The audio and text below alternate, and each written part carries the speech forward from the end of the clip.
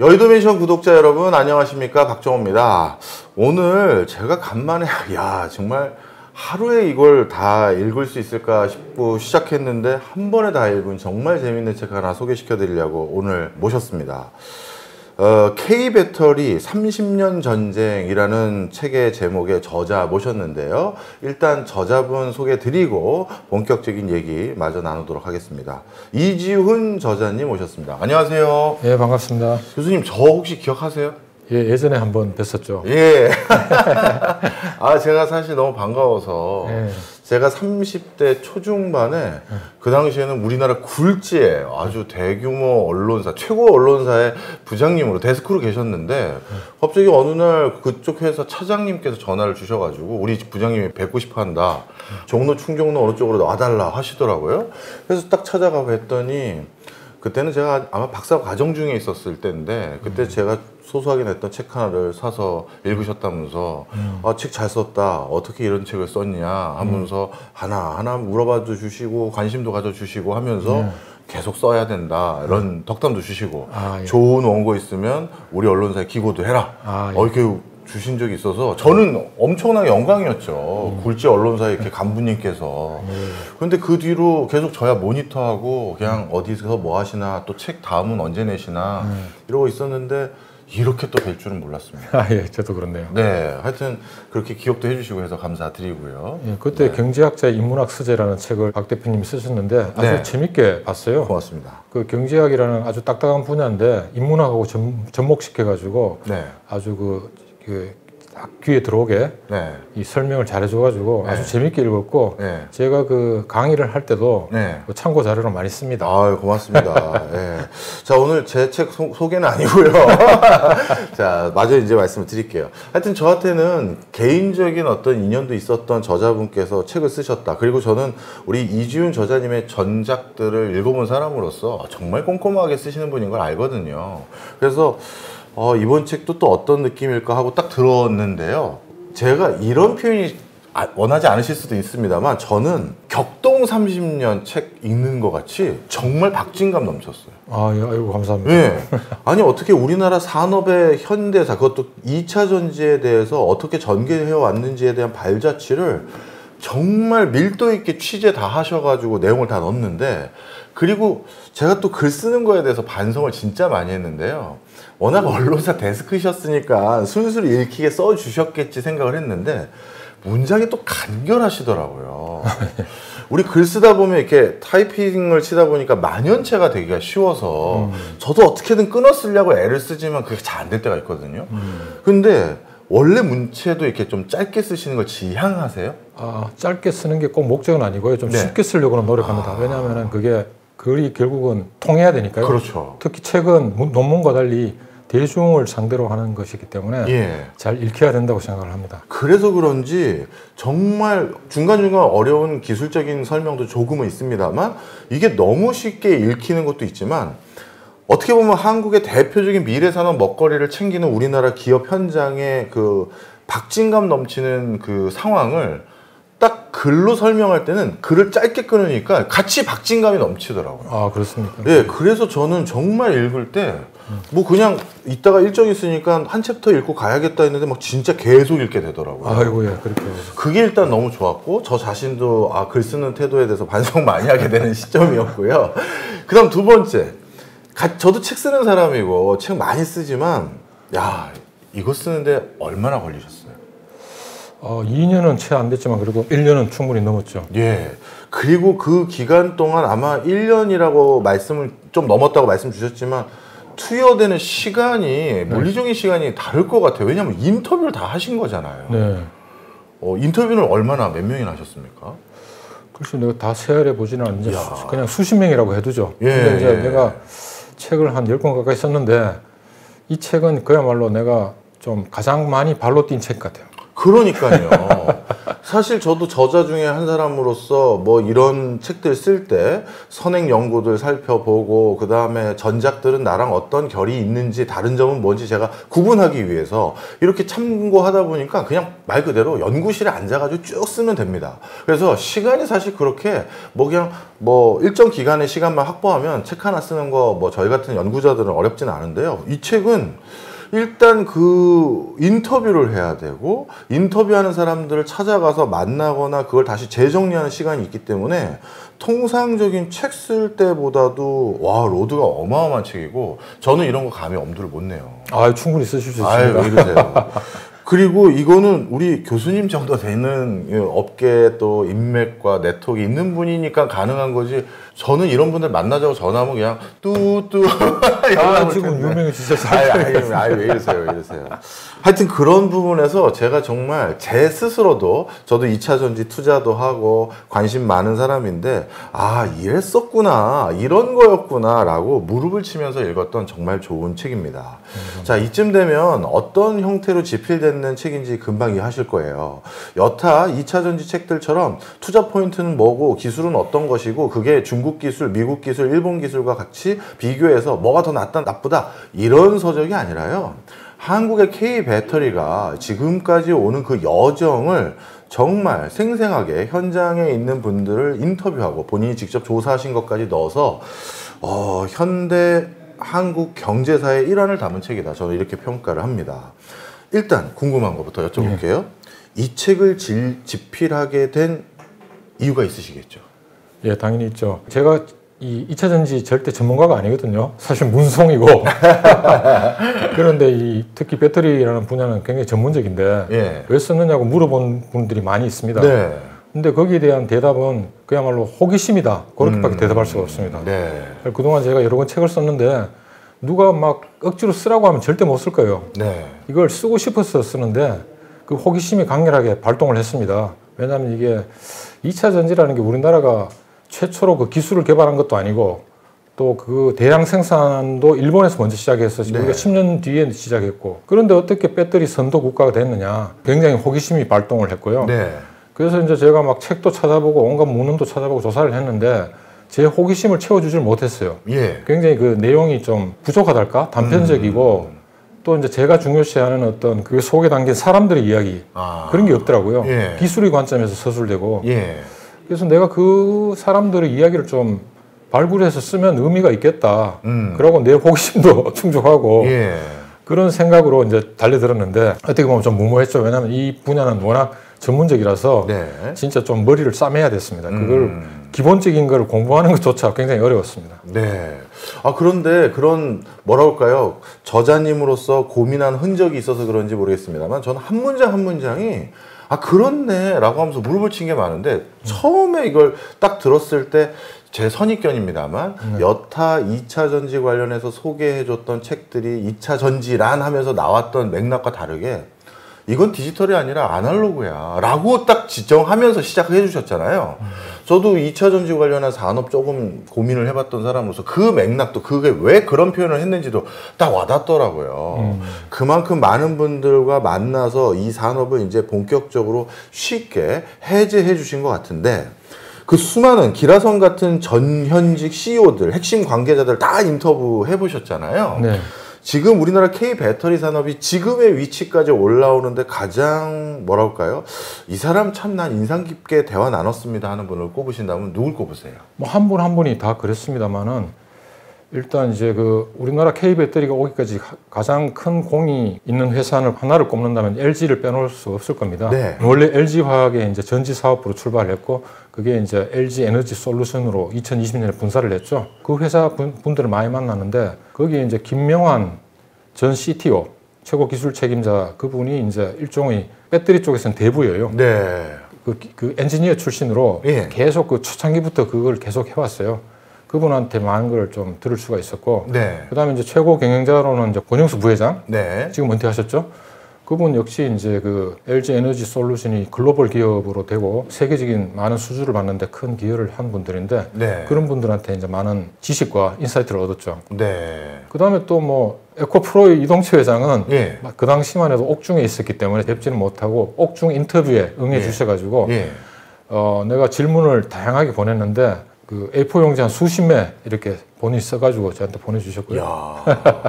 그 다음에 이제 그걸로는 좀 부족해서 에코프로 BM의 현재 대표이사가 최문호 대표이사라고 있는데요. 사실은 이제 기술적으로는 그분이 많이 서포트를 했죠. 이동치 회장은 경영대를 나온 그야말로 문과 출신이고 그 기술적으로는 그 최문호 대표이사가 서울대 화공과를 나왔는데 그분한테도 많이 배웠고요. 아무튼 한 분 한 분이 다 저한테는 좀 다 귀중했죠. 네. 저는 이 책 읽으면서요. 사실 지금 열거해 주셨던 진짜 직접적으로 2차 전지에서 우리나라가 성과를 내기 위해 헌신적인 노력을 해왔던 분들도 기억에 남지만 저는 2차 전지 우리나라 1등 공신은 파주 시장님이시다. 저는 이렇게 생각을 해요. 그래요? 그 일화 좀 얘기 좀 해주세요. 재밌을 것 같아서. 파주 시장님도 이제 제가 기자 시절에 알게 된 분인데 우연히 제가 이제 이런 책을 쓴다고 하니까 그런 에피소드가 하나 있었다 하면서 옛날 에피소드를 이야기를 해주더라고요. 그게 뭔가 하면 이제 자기가 파주 시장 시절에 당시 구본무 회장님이 이제 현장 경영이라 그래서 이제 기업들 공장들을 이제 방문하고 다니셨는데 그때 이제 파주에 오게 됐어요. 그래서 파주에 오게 됐으니까 파주 시장님도 초청해가지고, 그러니까 LG 계열사 수뇌부들, 사장들하고 구본무 회장, 그 다음에 구본준 부회장 등등이 이제 모여가지고 모임을 하고 이제 식사도 같이 하는데, 이인재 파주 시장님이 파주에 어떤 시정을 홍보할 그 대형 모니터를 통일로 큰 도로 있죠? 거기에 하나 달았으면 좋겠다. 그런 거 좀 도움 줄 수 있느냐고 했더니, 이제 구본무 회장님이 흔쾌히 수락하면서, 그러면서 이제 그 이야기를 어떻게 하다가 대형 모니터 화면이 잘 돌아가려면 뭐가 필요하다, 어떤 기술이 필요하다 이런 걸 이야기하다가 이제 2차 전지 이야기가 우연히 나왔어요. 그때 이제 구본무 회장님이 자기가 2차 전지에 처음 투자할 때 이야기를 꺼낸 거예요. 자기가 얼마나 그거를 처음에 신사업으로 시작할 때 반대가 심했고 모두들 반대했고 내가 영국에 가서 그 기술을 가져와 가지고 하자고 할 때 아무도 그 동의해 주는 사람이 없었다. 그런 같이 출장 가려는 사람도 없었대요. 구본무 회장이 굉장히 소박하고 자랑을 잘 안 하는 스타일인 겸손한 스타일인데 그날따라 이제 자랑을 했던 이야기가 있고요. 그러면서 이제 파주 시장이 또 이제 어떤 이야기가 나왔는가 하면은 그런 기술을 어떻게 이제 그 우리가 LG가 축적을 했느냐라고 하면서 이제 그런 이야기가 나왔는데 그때 이제 그 구본무 회장이 또 그런 이야기를 했대요. 우리나라가 처음부터 기술이 있는 게 어떻겠느냐, 다 베껴서 했지 솔직히 말해서라고 하면서. 그 현대자동차 이야기를 꺼냈대요, 느닷없이. 현대자동차의 그 정주영 회장님도 그 밑에 그 자동차를 개발할 때 기술이 없으니까 일본 거를 뺏겨와야 되는데 사실 일본 업체들도 그런 걸 알기 때문에 한국 업체들이 방문하는 걸 굉장히 싫어하거든요. 그 공장 출입 자체를 못하게 하는데 카메라는 당연히 가져갈 수 없고요. 그래서 이제 그 국민시책 그때 이제 현대자동차 임원들이 이를테면 일본 공장을 방문할 때는 이제 카메라가 없으니까 눈으로 찍자. 눈으로 찍자라고 해가지고 나눠가지고 너는 요 부분을 눈으로 찍어라. 어떤 사람은 요 부분을 찍어라 해가지고 그걸 잘 이렇게 보고 진짜 눈으로 찍어가지고 나중에 그걸 종합해가지고 그 기술을 캐치업을 했다는 거예요.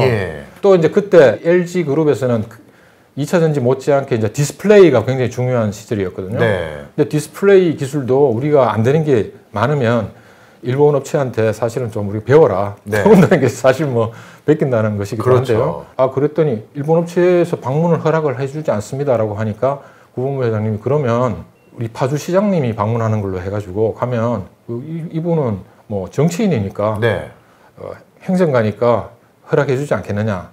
라고 해가지고 이제 이인재 파주 시장님이 그 일본의 아주 유명한 디스플레이 소재 업체에 이제 공장 방문을 하게 된 거예요.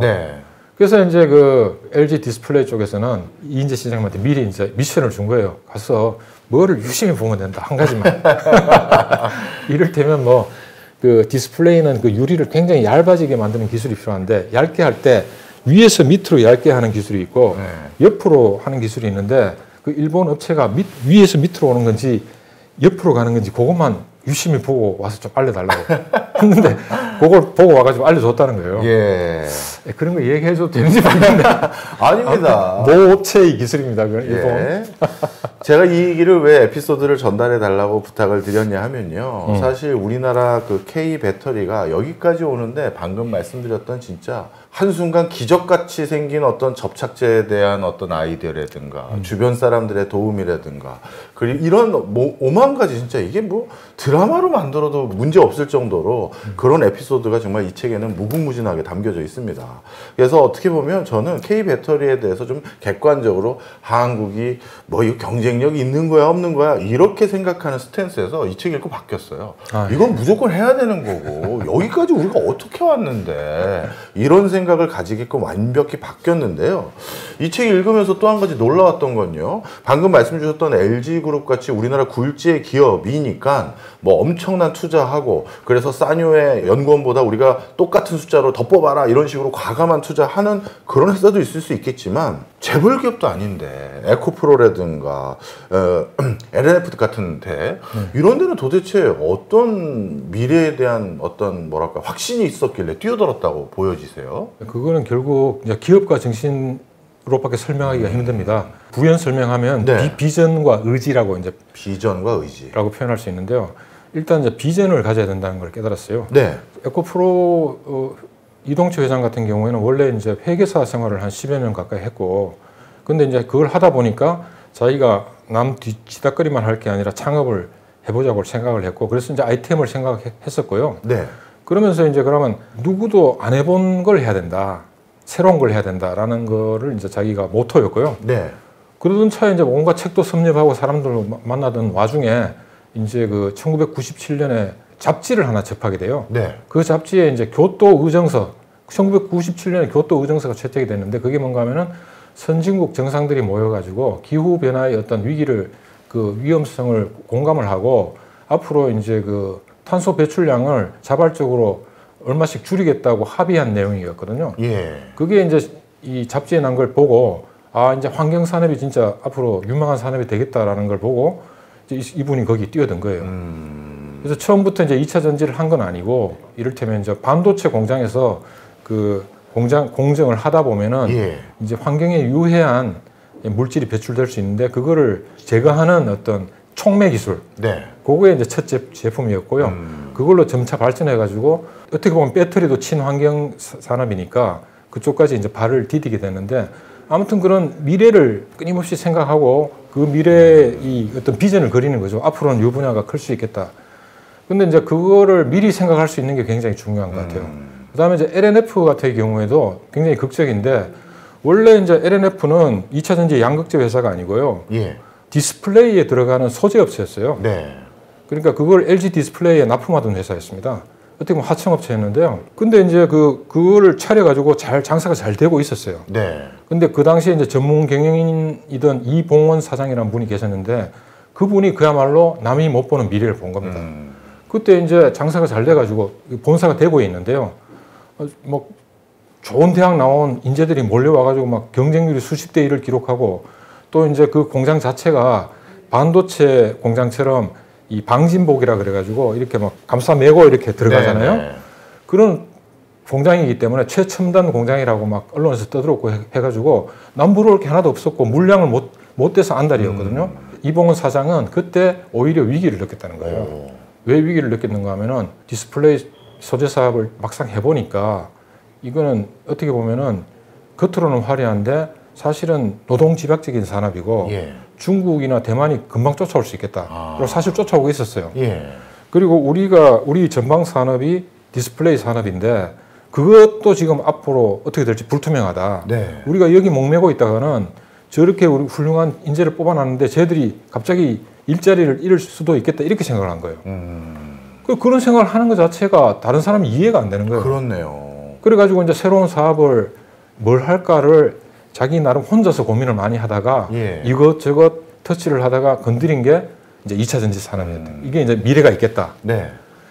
그런 사례들을 보면서 느낀 게 항상 이제 우리가 편안할 때 위태로운 위기를 내다볼 수 있어야 되고 또 남들이 못 볼 때 좀 위험하지만 뭔가 그 분야에 새로운 길이 열릴 수 있다는 어떤 그 비전, 네. 그걸 그릴 수 있는 미래상을 그릴 수 있는 비전이 가장 중요하다라는 걸 또 이번 사례에서도 새삼 깨닫게 됐습니다. 네. 어찌 보면 우리나라에 잘 나가는 회사들이 다들 새로운 위기의식을 이미 직감하고 그 과정에서 미래를 준비하기 위해서 다들 어디 합의한 게 아니라 각자 모색을 하는 과정에서 야, 2차 전지라는 사업은 참 정해진 미래와 같이 이건 여긴 투자해도 되겠구나, 여기에 헌신해야겠구나 라는 생각들을 공통분모로 많이 했던 것 같은데요. 그런데 그 과정에서 어찌 보면 좀 과열 경쟁이 있었던 것 같기도 한데 LG화학하고 SK이노베이션 간의 소송전을 빼놓을 수가 없잖아요. 네네. 우리 기업들끼리의 대규모 소송전이라서 사실 언론에서도 크게 다뤘는데 특히 이번 교수님께서는 취재하면서 대외적으로 공개되지 않았던 흥미로운 사실도 많이 알게 되셨다고요. 저는 사실 이제 언론 보도를 그때 이제 대대적으로 보도됐기 때문에 많이 봤지만 궁금증이 많았습니다. 도대체 무슨 일이 벌어졌는 건가? 소송에 무슨 일이 있었는가? 왜 또 해필 한국이 아니라 미국에서 소송을 제기했는가? 그런 여러 가지가 궁금했는데 그걸 취재하는 과정에서 굉장히 재밌는 것들을 많이 발견했어요. 몇 개만 공유해 주세요. 이를테면 이제